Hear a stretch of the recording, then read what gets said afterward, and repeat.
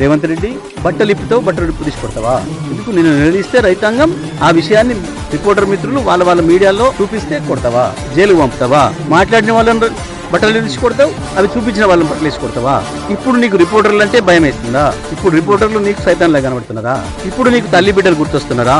5 ఏళ్లుగా మాట్లాడిన భాష, నువ్వు ఏ నియోజకవర్గానికి పోయినా అక్కడ ఉన్న స్థానిక మంత్రుల గురించి, శాసనసభ్యుల గురించి నువ్వు మాట్లాడిన భాష, నువ్వు మాట్లాడిన పదాలు, కేసీఆర్ కుటుంబం గురించి నువ్వు మాట్లాడిన పదాలు, కేసీఆర్ కుటుంబం కొడుకు కూతురు రాజకీయాలు ఉన్నారు కాబట్టి మాట్లాడినంటే సరిపోతుందేమో. కేసీఆర్ మనవళ్ళు మనవరాల గురించి కూడా నువ్వు మాట్లాడిన భాష, నీ యూట్యూబ్ ఛానల్, నువ్వు పెట్టి స్పాన్సర్ చేసిన యూట్యూబ్ ఛానల్ మాట్లాడిన భాష గుర్తొస్తుందా రేవంత్? అందుకే ఇప్పటికైనా తెలుసుకున్న వాస్తవం ఏందో, విమర్శలు వస్తాయనే విషయం పబ్లిక్ లో నిలబడ్డ తర్వాత తప్పకుండా ప్రజల నుంచి ప్రశ్నలు వస్తున్న విషయం మొదటిసారి తెలుసుకున్నావు. కానీ బుద్ధిగా ఉండు, సంస్కారంగా మాట్లాడడం నేర్చుకో.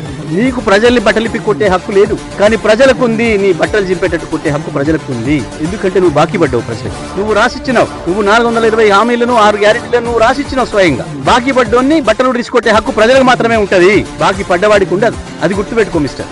మహిళలు నిలదీస్తున్నారు, వాళ్ళని బాధ పెడుతుంది. ఆ ఎండిపోయిన పొలాలు వాళ్ళని బాధ పెడుతున్నాయి.